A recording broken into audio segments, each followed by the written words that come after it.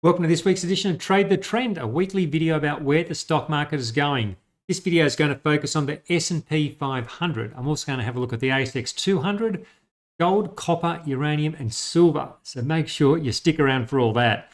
Just one video this week. I've been traveling today. I'm in Canberra. I'm in Canberra this weekend, so I'm going to keep it fairly short and just one video. Back to the usual format next week. As always, general commentary doesn't take your personal situation into account. With all of that said, let's get into our first chart. So we'll start off with the S&P 500. And look, been a really interesting week. We got a bounce early in the week off the 100-day moving average. So we spoke about the possibility of some sort of rebound last week, and we started getting that early in the week. And then on Thursday, we had a sharp sell-off, bringing us back down towards the low from last Friday.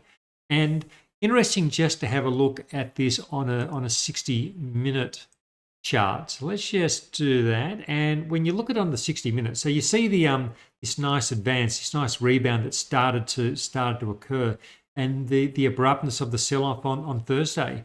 What we've seen in the aftermarket is the S&P just really trading in a quite tight consolidation. So it does open the possibility that it is going to have another attempt to the downside on Friday. Of course, I'm recording this on Thursday afternoon in Australia, so I haven't seen Friday's price action, but it does appear that the possibility of a retest of last week's lows very much on the cards. So just coming back to the daily chart. So what does this all mean? What does this mean for the next week? Does this mean the chance of a rebound is now over and we should be bracing for an ongoing decline? Well, I'm going to start by putting on those Fibonacci's, which I think are really helpful in giving us some idea of what a proportionate pullback could be to an upward advance. So of course we have the upward advance since May.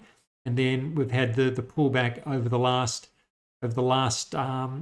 month, and so far this is a proportional pullback.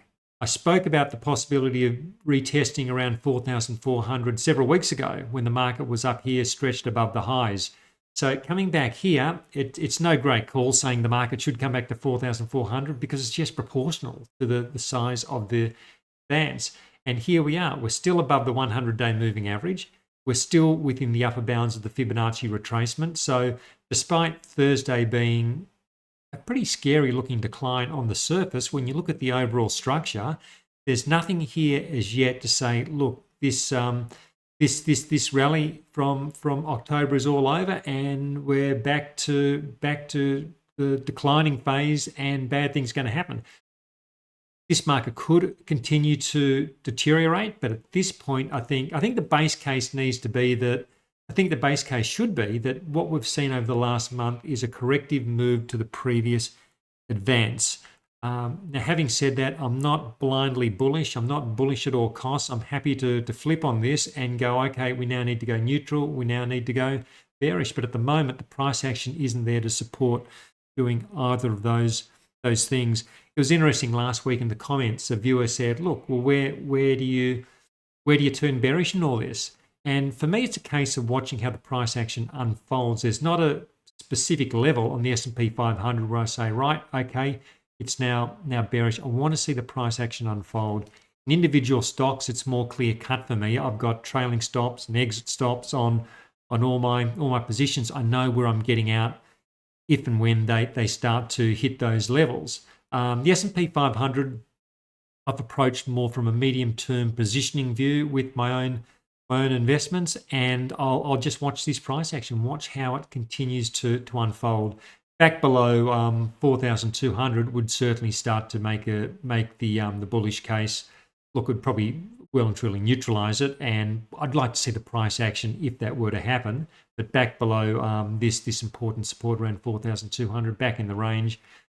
That's one level to watch, but that's getting ahead of ourselves. We're still holding this moving average. Let's see how this week plays out. jumping across to the ASX 200.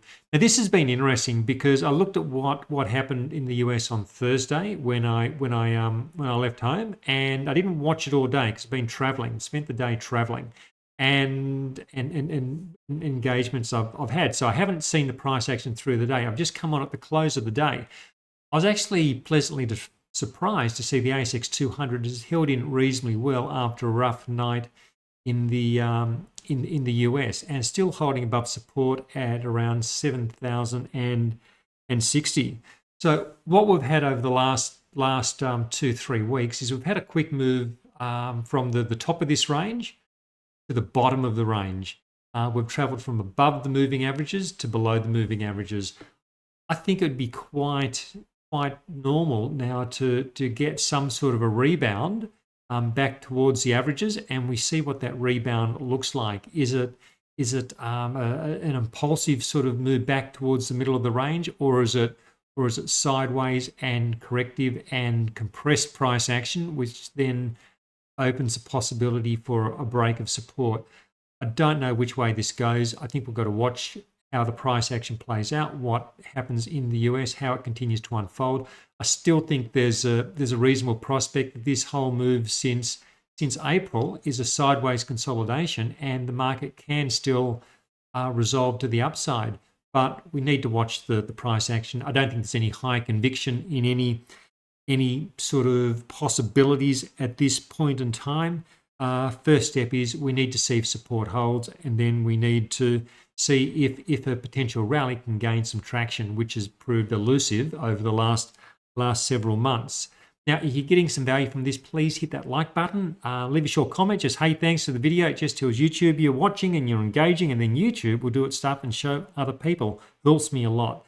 And please hit that subscribe button if you haven't already, so you get the updates when I do these videos. Now, moving along, let's have a quick look at the US dollar. I think this is a key risk. And well, I've been saying this, I guess, for the last few weeks, that this was this and the US 10-year bond yield creeping up. They were headwinds for the market. But what we've had in the last week is that the dollar index, so this is the US dollar index, not the dollar against any specific currency, it's broken above this trend line resistance, and the trend line relates to a trading range that the dollar's traded in for pretty much all of this year, with the exception of this false break we had to the downside in July. So now got this break to the top side, and I think this continues to be a risk factor for the market, in that if the dollar continues to rise, I think it remains a headwind. It puts pressure on stocks. Doesn't necessarily mean stocks have to fall away, but it could play into that scenario where the stock market, where the US market continues to move sideways for several months. And as I've outlined, I think it was last week or the week before, I think my base case is that we do get an ongoing consolidation in the US market, which could well run for several months, well into September, into October, and that I think is the that is the way which I'm leaning at the moment. Looking at some of the commodities, starting with gold. Look, gold has held up reasonably well through the week, considering we've seen some dollar strength. It's back testing some resistance around 1,950. But look at these moving averages. We've got 50 and the 100-day moving averages. Gold is still below that at the moment. It's a market I like over the medium to longer term, in that I think this is a big sideways consolidation in the scheme of things. But I think it's still a case of letting this big rally we had from October last year, it's still consolidating, and it, in all likelihood, has further to go. Silver, really interesting week. I spoke about this last week, and I was talking about whether we were potentially close to some sort of a bounce, and whether we could, whether a bounce would then firm up this lower boundary of a trading range, which it looked like silver had been forming or has been forming. And that's very much what's happened. And this is also interesting, considering the strength of the dollar, that would get such a strong rebound in silver. I don't think there's a rush to go out and do too much in this yet, because we are still in a trading range which is held since April, but the trading range is now really starting to become clearly defined. We have a lower boundary, we have an upper boundary. Let's see how silver trades over the near term. some sideways movement would really set the stage for a potential breakout to the top side, which would be an interesting thing, given that we are seeing that dollar strength. Looking at copper, again, we did see some strength, even though we've had that dollar rally. But the structure still remains, the structure just doesn't appear something that we need to rush into. We're still below the moving averages. We still have this pennant or wedging formation, which the market has broken to the downside from. This is potentially a return move before it loses some more ground. So again, I just don't think there's a rush into copper. And just quickly, I'm going to finish up with uranium, because that has been the most interesting of the commodities this week, in that we've got this now clear breakout to the top side. Moving averages are rising. We've got this, I was pointing out this stepping pattern that's become evident in uranium, where each low has been at a higher level. So it's stepping upwards, and now we've really got like looks like an acceleration from the last step. We're above this resistance at around 1780, and this is using the Sporop Physical Uranium ETF. It's listed on the Toronto Stock Exchange, so it's a good proxy for the uranium price, I think. And yeah, so look, this is traveling nicely. Maybe it's getting a little bit ahead of itself by getting above those moving averages, getting a bit stretched. Maybe some sort of consolidation would fit in nicely and make this hopefully a sustainable run to the upside. But uranium is really starting to come together, and so are those uranium stocks. If you're a Motion Trader member, you would have seen a few of those stocks trigger buy signals over the last few weeks. So interesting things happening there. So look, let's call that a wrap for this week.